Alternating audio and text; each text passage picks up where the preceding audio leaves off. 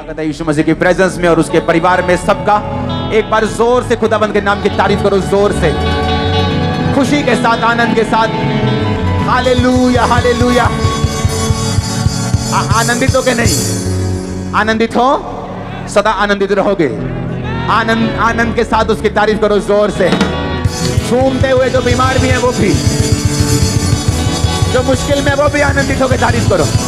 Hallelujah, hallelujah. आप bless हैं यीशु मसीह के नाम में। ब्लेस आए थे और ब्लेस होके जा रहे हैं। अपने हाथों को उठाओ और एक प्रार्थना करो, परमेश्वर अपने पवित्र आत्मा की गहरी बातों को मुझ पे जाहिर कर। मांगेंगे ऊंची आवाज में।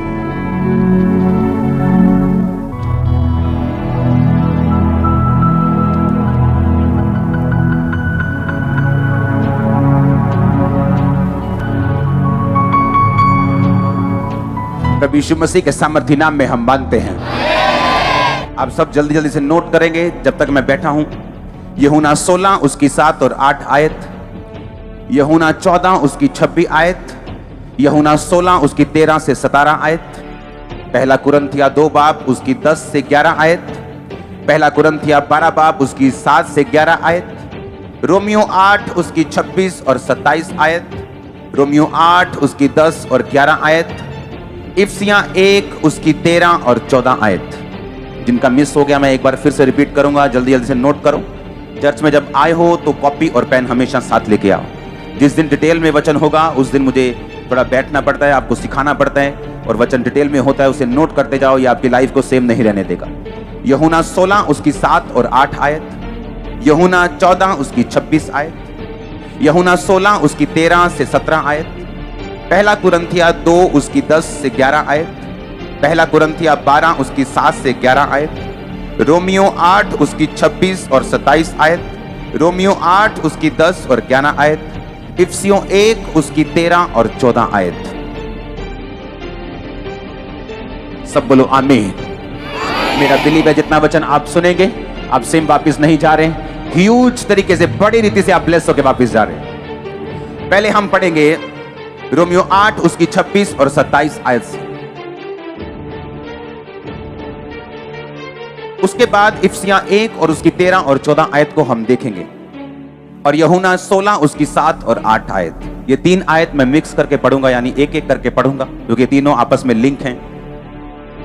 अपनी आंखों को बंद करके पवित्र आत्मा को धीरे से बोलो कि खुदाबंद आज जो कुछ भी मैं सुन रहा हूं ये सदा के लिए मेरी जिंदगी में बैठ जाए, अंदर घर कर जाए। मांगेंगे ऊंची आवाज में, मन की ऊंची आवाज, मुंह की नहीं। अंदर जोर से बात करेंगे खुदाबंद से, पूरी जील के साथ, जैसे अंदर पूरी ललक के साथ बात करेंगे, अंदर से बात करेंगे प्रभु से।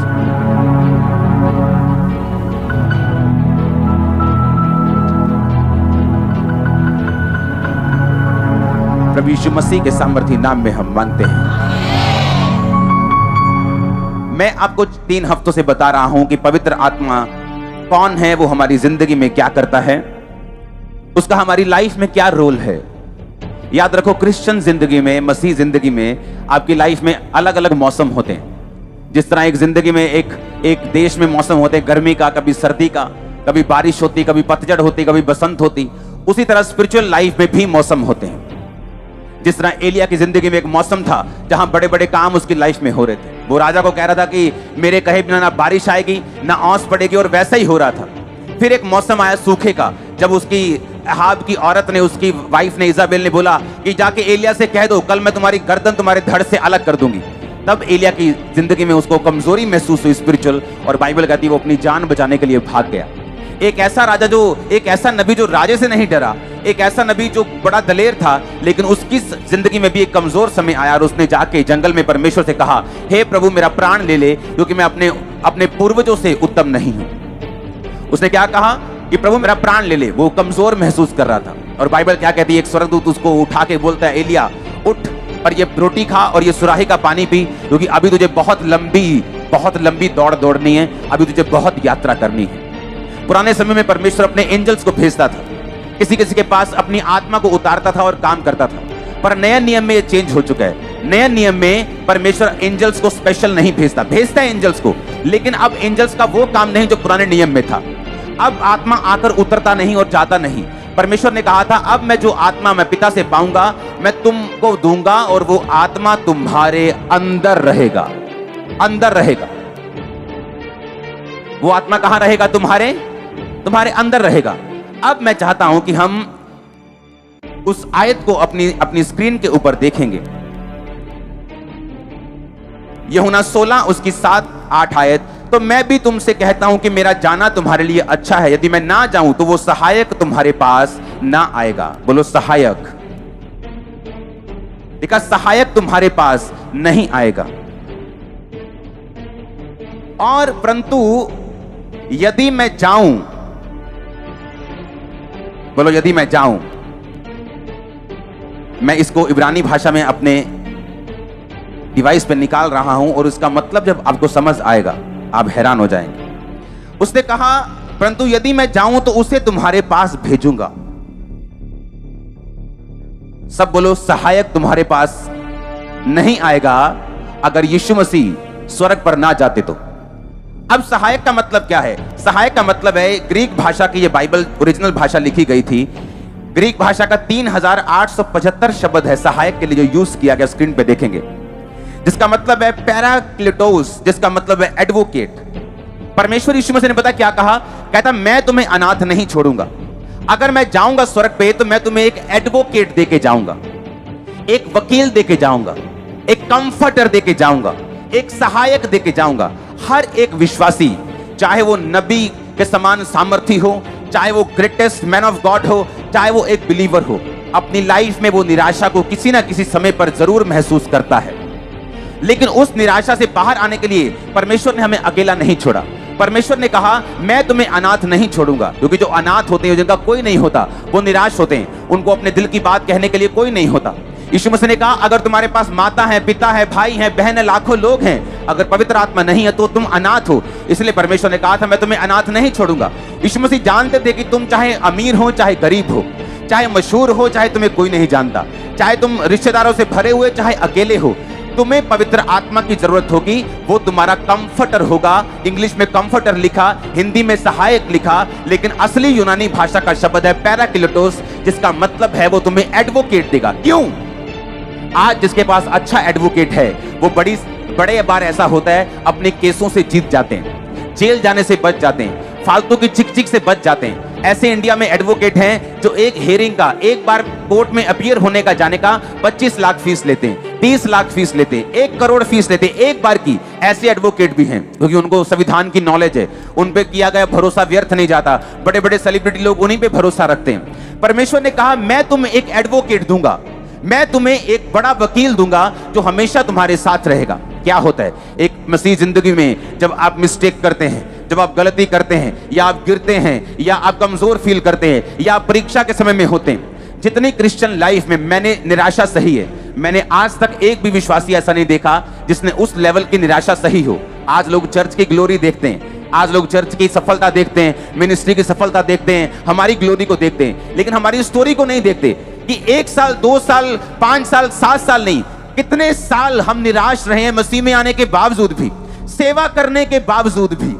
निराश मतलब ऐसी निराशा नहीं जो हमें मार दे, लेकिन ऐसी निराशा की परमेश्वर 10 साल हो गए हमें प्रार्थना करते, लेकिन इस चीज का उत्तर तूने अभी तक नहीं दिया। ऐसी सिचुएशंस आपकी लाइफ में आएंगी। बाइबल कहती है कि मसीह जिंदगी में परीक्षाएं आएंगी, लेकिन परमेश्वर कहता मैं तुम्हें एक बहुत महंगा वकील दूंगा, बहुत महंगा वकील दूंगा, सबसे बेस्ट वकील तुम्हें दूंगा।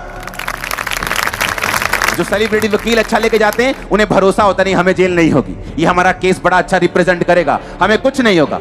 आपके पास वकीलों का वकील है, आपके पास पवित्र आत्मा है, वो आपको गिरने नहीं देगा। आज से आपकी लाइफ चेंज अगर आमीन हो जाए, हालेलुया।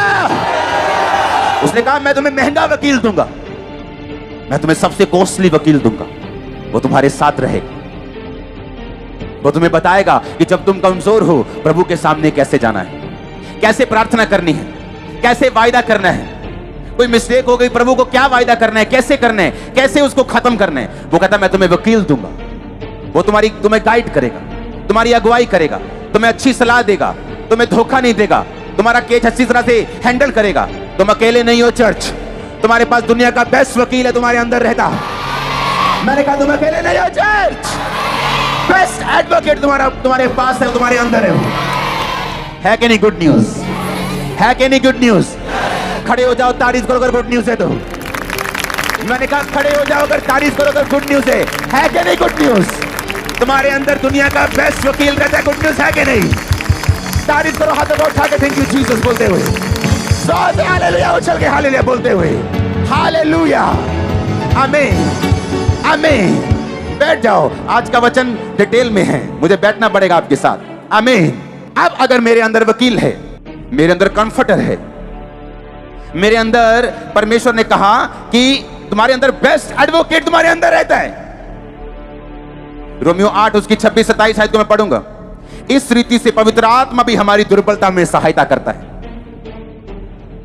आप जानते हैं आपका बेस्ट, आपके दोस्त क्या करते हैं? जब आप दुर्बल होते हैं वो आपको चिढ़ाते हैं, वो आपकी बेइज्जती करते हैं, उसको ताने पड़ते हैं, उसको बातें सुननी पड़ती। एक आदमी फाइनेंस में दुर्बल है, उसको बातें सुननी पड़ती, उसको शर्मिंदगी सहनी पड़ती, उसको तरह तरह के उसके अपने ही उसको ताने मारने शुरू करते हैं, उसको चुभती हुई बातें बोलते हैं। परमेश्वर कहता नो, जब तुम दुर्बल होगे तो आत्मा तुम्हारी सहायता करेगा, एडवोकेट तुम्हारी सहायता करेगा, वो तुम्हें स्ट्रांग बनाने के लिए तुम्हें दलीलें देगा, तुम्हें गाइड करेगा, तुम्हें महा मजबूत करने के लिए यीशु मसीह के नाम में आज से पवित्र आत्मा आपकी अगुवाई करेगा, आपके बच्चों तक की भी, आपके बुजुर्गों की, आपके फाइनेंशियल लेवल के लिए, आपकी जिंदगी के लिए। आमीन। ऊंचाई आशीष तुम्हारी है। हालेलुया। कहता हम नहीं जानते प्रार्थना किस रीति से करनी चाहिए, परंतु आत्मा, पवित्र आत्मा ऐसी आहें भर भर के जो बयान से बाहर है हमारे लिए विनती करेगा। जब एक व्यक्ति पवित्र आत्मा पा लेता है, पवित्रताई में चल के, परमेश्वर में चल के पवित्र आत्मा को पा लेता है, बाइबल कहती है वो पवित्र आत्मा तुम्हारे अंदर से प्रार्थना करनी भी सिखाएगा। तुम बैठोगे, तुम्हें एकदम से रोना आ जाएगा, तुम बैठोगे एकदम से ऐसा लगेगा जोश के साथ में प्रार्थना करूं, तुम बैठोगे एकदम से तुम्हारा मन भरेगा, कभी कुछ होगा कभी कुछ। पवित्र आत्मा तुम्हारे इमोशंस पे कब्जा करके तुम्हें प्रार्थना करने सिखाएगा। इसलिए मैं बोलता हूं अपने आप को कंट्रोल मत करो, अपने आप को बांधो मत। पवित्र आत्मा जो कर रहा है उसे करने दो, क्योंकि वो आपका एडवोकेट है, वो आपका वकील है। इमेजिन करो आज अगर आप यहां बैठे हैं, आपकी जेब में 50 रुपए भी नहीं, 500 भी नहीं, लेकिन आपका जो वकील है वो करोड़ों रुपए की फीस से भी ऊपर लेने वाला वकील आपके साथ बैठा है इस समय। 27 आयत में लिखा, और मनों का जानने वाला ये जानता है कि आत्मा की मनसा क्या है, क्योंकि वह पवित्र लोगों के लिए परमेश्वर की इच्छा के अनुसार विनती करता है। पवित्र आत्मा का रोल क्या है? मान लो परमेश्वर के दिल में है, मैं इसको सामर्थ्य देना चाहता हूं, मैं अपनी बेटी को बढ़ाना चाहता हूं, मैं इसको बच्चे के साथ ब्लेस करना चाहता हूं, मैं अपने बेटे को फाइनेंशियली ब्लेस करना चाहता हूं, तो वो क्या करता है? परमेश्वर वो आत्मा के ऊपर, पवित्र आत्मा के ऊपर अपनी इच्छा जाहिर करता है कि मैं ये ऐसा करना चाहता हूं। अब मान लो यहां पे मेरे को दो लोग चाहिए, आ जाओ। मान लो वो परमेश्वर है पीछे, और उसने चाहा कि मैं इसको कुछ ब्लेसिंग देनी है। धरती का रूल है, पवित्र आत्मा परमेश्वर आपको जो भी देना चाहता है बिना इनविटेशन या बिना प्रार्थना के वो धरती पे नहीं करता, ये उसका रूल है। आप मेरी बात समझे कि नहीं? अब परमेश्वर चाहता है कि ये ब्लेस हो, पर प्रॉब्लम यह है कि इसके पास पवित्र आत्मा नहीं है, तो परमेश्वर की इच्छा को ये समझ नहीं पा रहा।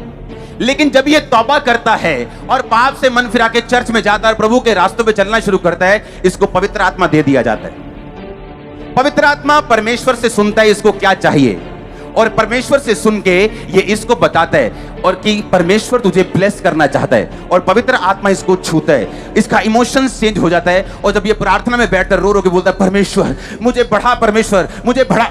आप समझ रहे मेरी बात? और जब ये प्रार्थना करता है परमेश्वर के सामने, जब प्रार्थना चली जाती है पवित्र आत्मा की सहायता से, तो परमेश्वर अपनी इच्छा जो उसके दिल में थी इसकी जिंदगी में पूरा करना शुरू कर देता है।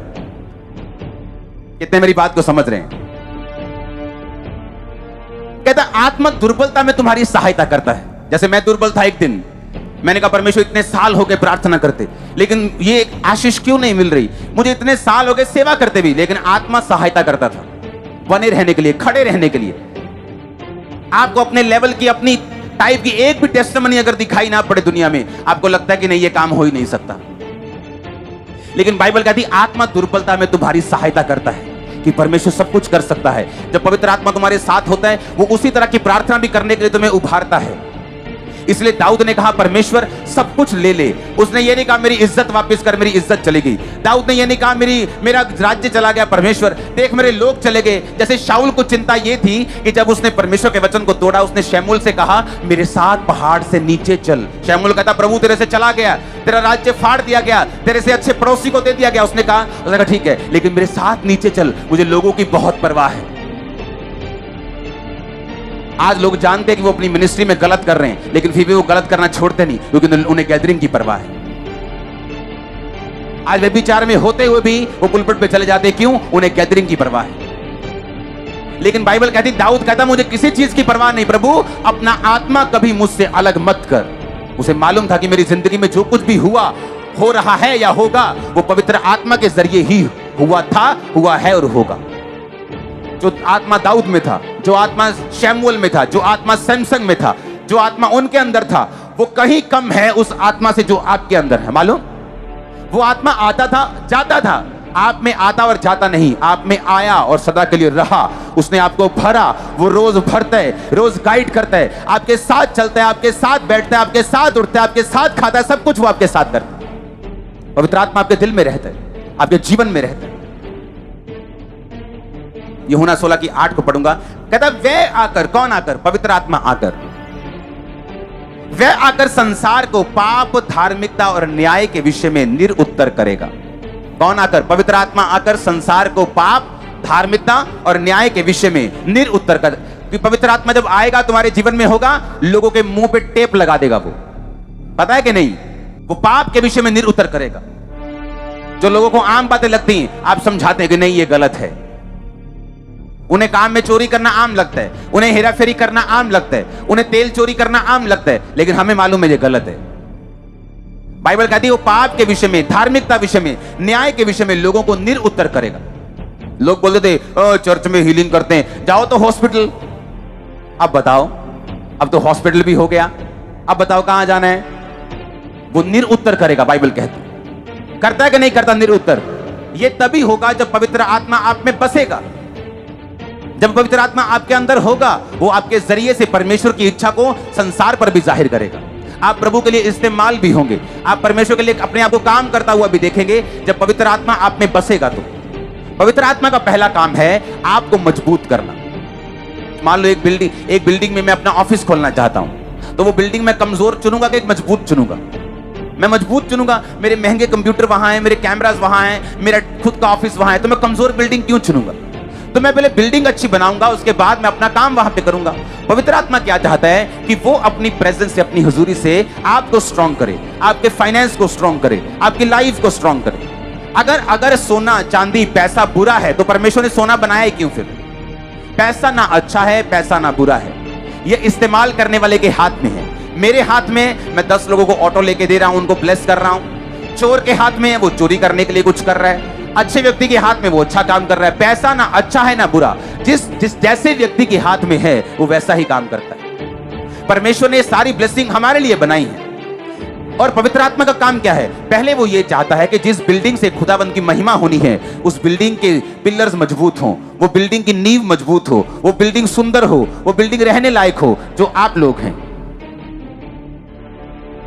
वो कौन है? बोलो मैं हूं। फिर से बोलो वो कौन है? बाइबल कहती है क्या तुम नहीं जानते पवित्र आत्मा तुम में बसता है और तुम पवित्र आत्मा के चर्च हो, तुम पवित्र आत्मा की हैकल हो, तुम पवित्र आत्मा के घर हो? तुम नहीं पता? तुम्हें नहीं पता? क्या तुम नहीं जानते कि पवित्र आत्मा तुम में बसता है? जो कोई तुम्हें नाश करेगा, परमेश्वर उसे नाश करेगा। जो कोई परमेश्वर की बिल्डिंग को नाश करेगा, परमेश्वर उसका नाश करेगा। इसीलिए आपको अपने विरोधियों को जवाब देने की जरूरत नहीं, आप टॉप पे रहेंगे, हमेशा जीतते हुए रहेंगे। बाइबल कहती है जिसमें परमेश्वर का आत्मा ही नहीं है, वो उसका जन ही नहीं है। अगर यहां 2 कैमरामैन खड़े हैं और एक में आत्मा है और एक में नहीं, और जो जिसमें नहीं है वो ऊपर जाके बोलेगा प्रभु मैंने 50 साल तेरी सेवा की है कैमरा से, परमेश्वर बोलेगा मैं तेरे को जानता ही नहीं हूं। क्योंकि जितनी सेवा आत्मा के द्वारा ना की जाए, परमेश्वर उन्हें ग्रहण नहीं करता। जितनी सेवकाई पवित्र आत्मा के जरिए की जाए, उनको परमेश्वर जानता, समझता और ग्रहण भी करता है। हालेलुया।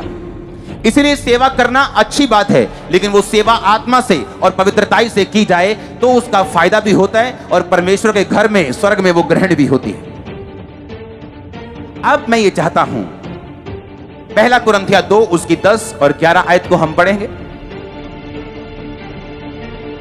उसमें लिखा, परंतु परमेश्वर ने उनको अपने आत्मा के द्वारा हम पे प्रकट किया, क्योंकि आत्मा सब बातें वरन परमेश्वर की गूढ़ बातें भी जानता है। मनुष्य में से कौन किसी मनुष्य की बातें जानता है? केवल वो मनुष्य, वही मनुष्य की आत्मा जो उसमें है। वैसे ही परमेश्वर की बातें कोई नहीं जानता, केवल परमेश्वर का आत्मा।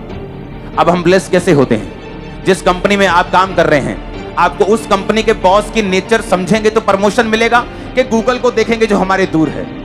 ये शैतानी काम होता है कि जिस कंपनी में काम कर रहे हो वहां के बॉस को समझो या ना समझो, और दूसरे के बॉस को देखते जाओ। ये शैतानी चीजें हैं, क्योंकि उस कंपनी में जो आपका बॉस है उसी ने आपको प्रमोट करना है, आपको उसकी नेचर को समझना है। उसी तरह बाइबल कहती है कि जिस तरह तुम्हारा आत्मा तुम्हें सबसे अधिक जानता है, तुम्हारी मां भी तुम्हें नहीं जानती तुमसे ज्यादा, तुम्हारी पत्नी भी नहीं जानती, सिर्फ तुम जानते हो तुम असली में कौन हो।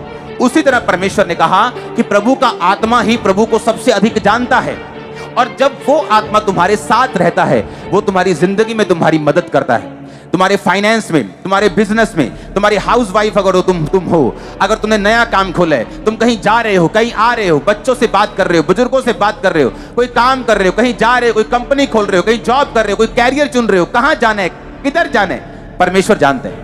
क्योंकि परमेश्वर की आत्मा ने कहा कि मैं परमेश्वर को सबसे अधिक जानती हूं, जिस तरह तुम अपने आप को सबसे अधिक जानते हो, जिस तरह तुम्हारा आत्मा तुमको सबसे अधिक जानता है, मैं परमेश्वर को सबसे अधिक जानती हूं। अगर मैं तुम्हारे अंदर रहूंगी तो मैं तुम्हें परमेश्वर के दिल की बातें बताऊंगी, तुम्हारे बॉस का नेचर प्रकट करूंगी, और जब बॉस का नेचर, बॉस का स्वभाव समझ जाओगे तो प्रमोशन के लिए फिर तैयार रहना। यीशु मसीह के नाम में जो आ रही है लाइफ के ऊपर, आमीन। ऊंचा ये तुम ही हो जिससे मैं बात कर रहा हूं।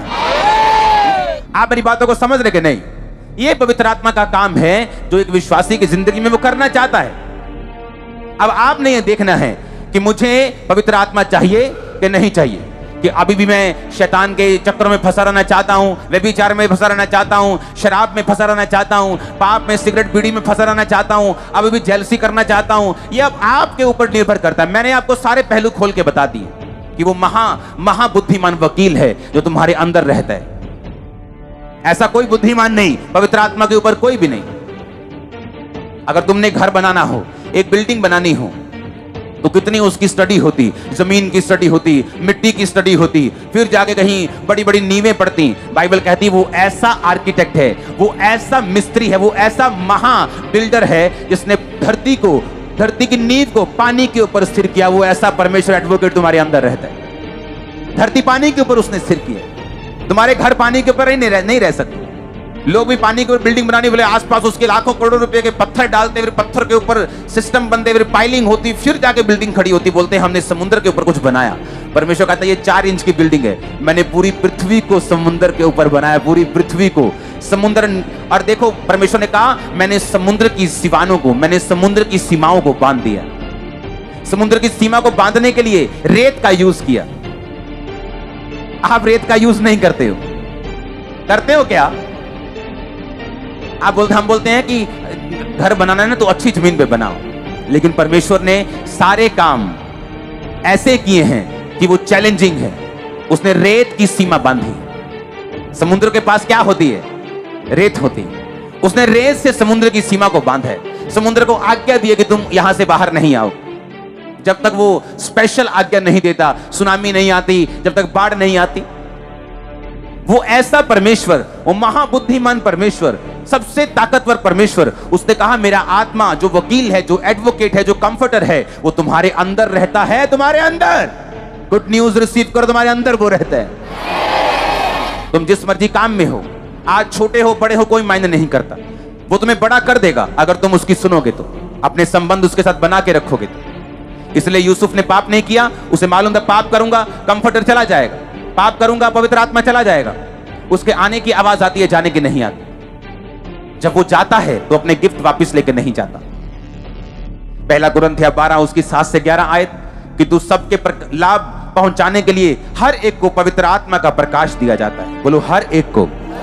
किसी को उसी पवित्र आत्मा के द्वारा बुद्धि की बातें, किसी को उसी आत्मा के द्वारा ज्ञान की बातें, किसी को उसी आत्मा के द्वारा विश्वास, किसी को उसी से चंगा करने का वरदान, किसी को सामर्थ्य काम करने की शक्ति, किसी को भविष्यवाणी, किसी को आत्माओं की परख, किसी को अनेक प्रकार की भाषा, किसी को भाषाओं का अर्थ बताना। ये सभी प्रभावशाली कार्य वही आत्मा करता है और जिसे जो चाहता है बांट देता है।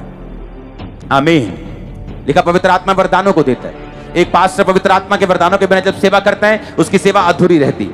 या तो वो सिर्फ वरदानों के साथ करना शुरू करता है तब भी अधूरी।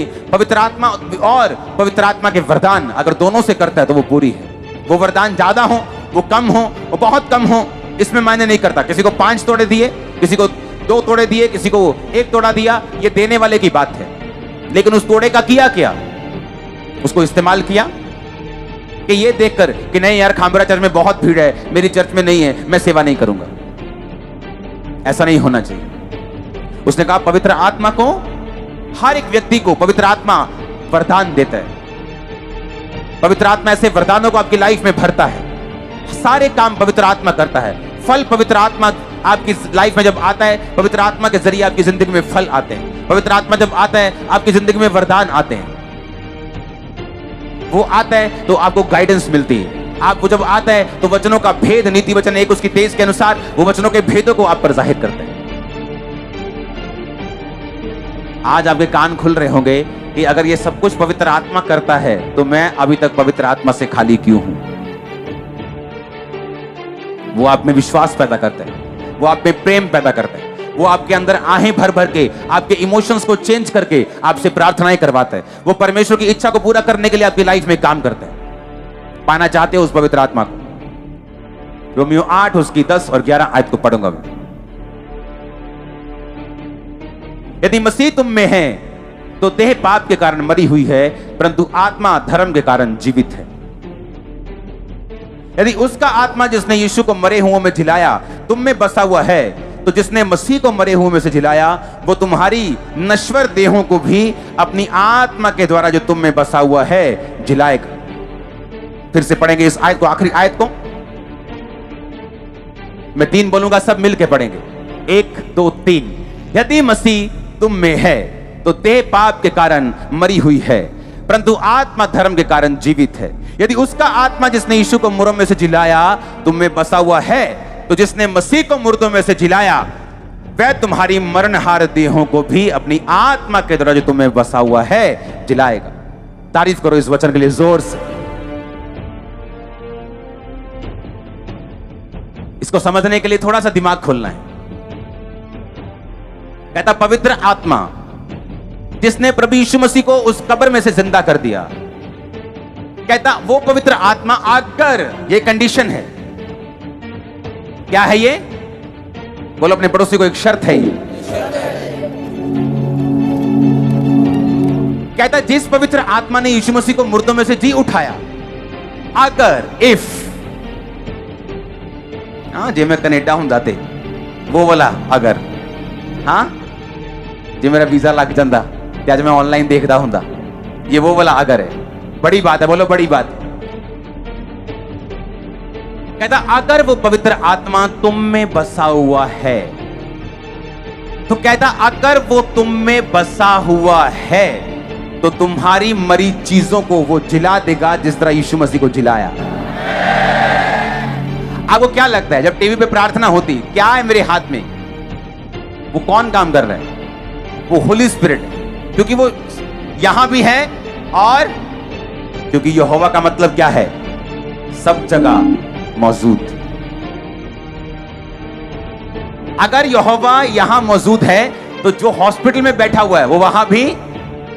अब यहोवा की इच्छा है कि उस पर प्रार्थना हो तो वो सिर्फ प्रार्थना की वेट कर रहे हैं। आप समझ रहे मेरी बात? और अगर प्रार्थना करने वाले में पवित्र आत्मा है, जब वो हाथ रखेगा पवित्र आत्मा उसमें जाएगा, वो वहां बैठे क्योंकि वो आत्मा वहां भी मौजूद है। समझ आ रही कि नहीं? तो कितना नुकसानदायक है। आपकी गर्लफ्रेंड ने कितना नुकसान किया आपका, सोचो कितना नुकसान कर दिया उसने। डिलीट कर दो नंबर, आज ब्लॉक कर दो। सुनो, जिसने छोड़ना होता है ना, हेलो नहीं आज तो बाद ना तो मैंने फोन करी, नहीं हुण नहीं आप गल कराया करनी। 7:30 ते फोन आया थे 8:45 हो गए। नहीं हूं नहीं आप गल करनी। अच्छा रख तू, नहीं तू रख, नहीं नहीं तू रख। सवा घंटा हूं नहीं मैं तेरे ना क्या ये क्या क्या कर रहे हो तुम? सुनो, कुछ लोग कॉमेडियन होते हैं पैसा कमाने के लिए। हाँ, आपको हंसा के वो अमीर हो जाते हैं क्योंकि उन्होंने कुछ किया है, मेहनत की है। ओके, कॉमेडी सबसे कठिन काम है एक्टिंग में, सबसे मुश्किल कॉमेडी है। टाइमिंग, क्या बोलना है, कितना बोलना है। ओके, अब ये दिमाग में रखो कि जिसने करना है ना वो खत्म, फिनिश, डिलीटेड, ब्लॉक्ड, कहने की भी जरूरत नहीं। मान लो मैं ब्लॉक कर दिया, फिनिश हो गया। रिलेशनशिप फेसबुक पे डाल दो, change, engaged to Holy Spirit. समझ आई कि नहीं? सुनो, अगर तो सीरियस हो, अगर ऐसे ही चर्च में आना तो मैं भी ठीक हूं, आओ, भीड़ भीड़ हो रही है, हीलिंग लो, जाओ, क्या चक्कर है। लेकिन अगर लाइफ में कुछ करना है और इफेक्टिवली करना है, दुनिया के बेस्ट देशों में सीट्स खाली हैं आप लोगों के लिए। बेस्ट प्लेसेस इंडिया में, बेस्ट जगह है, बेस्ट पोजीशन, बेस्ट ब्लेसिंग्स, पर सुनो खाली हैं वो। मैं आपसे क्वेश्चन पूछता हूं, अगर आज पंजाब सरकार बोले कि हमें ये डबल पीएचडी के बाद भी ऐसा पढ़ा हुआ बंदा चाहिए, हमें जरूरी है, अगर कोई नहीं आता तो क्या वो एक 12वीं पास को रख लेगी उस जॉब के लिए? नहीं, क्योंकि वो समझ नहीं पाएगा जो उनको चाहिए। चाहे बंदा ना हो, चाहे 6 महीने के लिए वो कुर्सी पद वो खाली पड़ा रहे। उसी तरह परमेश्वर है, सीट्स खाली पड़ी हैं कई जगह पे, मैं देख रहा हूं स्पिरिट में। हाँ, वो क्यों नहीं पहुंच रहे? वो एक 4 फुट की गर्लफ्रेंड ने रोका हुआ है और एक लंबे से बॉयफ्रेंड ने रोका हुआ है, बाल टेढ़े करके रोका हुआ है। टेढ़े बाल करना बुरी बात नहीं, पर उसे यीशु मसीह के लिए करो। यूथ मीटिंग में मैं भी टेढ़े करके आऊंगा, चिंता मत करो। हालेलुया। सुनो, एक वचन को मैं पढ़ूंगा, इफिसियाँ 1 उसकी 13 और 14 आयत। कहता, तुम पर भी जब तुमने सत्य का वचन सुना जो तुम्हारे उद्धार का समाचार है, जिस पर तुमने विश्वास किया और प्रतिज्ञा की हुए पवित्र आत्मा की छाप लगी। क्या लगी? छाप का मतलब है इंग्लिश में सील्ड, कि सील हो गया वचन। कैसे? पुराने टाइम में राजा लोग जब अपनी किसी चिट्ठी को भेजते थे, अपनी अंगूठी की छाप लगाते थे। उसे कोई फाड़ नहीं सकता था, कोई उसमें हेरफेर नहीं कर सकता था, क्योंकि राजा की अंगूठी की छाप मालूम होती थी, कोई ऐसी अंगूठी नहीं बना। समझ आई कि नहीं? आगे क्या लिखा? कहता, वह उसके मोल लिए हुओं के छुटकारे के लिए हमारी मिरास का बयाना है। आप बयाना करते हो ना? 5 मरले का आपने प्लॉट देखा, आपने कहा मुझे पसंद है, रेट पसंद है, चक्को जी 20%, बयाना हो गया। करते हो कि नहीं? अगर कोई और बंदा उस प्लॉट पे कब्जा करने आए, आप बोलोगे भाई साहब क्या हुआ पड़ा है? बयाना हुआ पड़ा, देखो सरकारी बयाना है, ठीक है जी। कहता, जिसमें पवित्र आत्मा है, पवित्र आत्मा परमेश्वर का बयाना है कि तुम्हारी मिरास स्वर्ग में रखी है। कोई बंदा ये बोले कि किसने देखा है स्वर्ग नरक? कोई आके बताया किसने स्वर्ग नरक? वो पवित्र आत्मा जो लंगड़े चला रहा है इस धरती पे। हेवन में लंगड़े नहीं चल रहे वहां, हाँ? वो पवित्र आत्मा जो यहां कैंसर भगा रहा है, वो पवित्र आत्मा यहां हीलिंग कर रहा है। कहता, वो पवित्र आत्मा तुम्हारे अंदर जो है, यीशु मसीह ने कहा मेरी टोकन मनी है, मेरी गारंटी है कि मैं तुम्हें स्वर्ग लेके जाऊंगा। वो गारंटी, वो बयाना हुआ है आपका, मालूम है कि नहीं? सुनो मेरी बात। कोई बोले कि मुझे हीलिंग से कोई मतलब नहीं, मुझे किसी चीज, मुझे बताओ कि स्वर्ग कैसे जाना है, स्वर्ग की क्या गारंटी है? अच्छा, उसके लिए भी है गारंटी। उसने कहा कि पवित्र आत्मा अगर तुम में है, फिर से पढ़ेंगे, उसने कहा वह अपने मोल लिए हुओं के छुटकारे के लिए हमारी मिरास का बयाना है। हमारी मिरास कहां रखी है? मिरास का ये क्या है? बयाना। तुम्हारा बयाना हो चुका है, वो टोकन मनी है तुम्हारी। पवित्र आत्मा अगर तुम में है तो बयाना हो चुका है, रजिस्ट्री हो जाएगी। और ये इंसान नहीं जो मुकरेगा। अब सोच लो, लेना है पवित्र आत्मा के नहीं, और ये भी सोच लो कि उसे रखना है सदा के लिए कि नहीं। आपके ऊपर डिपेंड करता है। कोई जबरदस्ती किसी को पवित्र आत्मा से भर नहीं सकता। आप दिल खोलेंगे, पाप छोड़ेंगे, पवित्रताई में रहने का फैसला करेंगे तो भरेंगे। अपने हाथों को उठाओ। Thank you Jesus. परमेश्वर से बात करो, खुदाबंद मुझे ये पवित्र आत्मा चाहिए, कैसे भी करके चाहिए। मैं हर गुनाह को, पाप को, सब चीजों को छोड़ता हूं। मुझे यही होली स्पिरिट चाहिए जो तेरे अंदर था, जो तेरे दासों के अंदर है। वो पवित्र आत्मा मुझे चाहिए। आज मुझे भरे, मैं यहां से खाली ना जाऊं। पवित्र आत्मा मुझे भरे। मैं मांगता हूं पवित्र आत्मा को पिता, तेरी आत्मा को मांगता हूं जो गूढ़ बातें जानती है। वो आत्मा जिससे मेरा ब्याना हुआ है, वो आत्मा जो ब्याने के रूप में दिया गया है, वो टोकन मनी के रूप में दिया गया है, वो असली है। अपने हाथों को उठा के मांगो, खुदा बंदा को आत्मा से भरे, स्पिरिट से फिल करे, सामर्थ्य से भरे। मांगेंगे ऊंची आवाज में।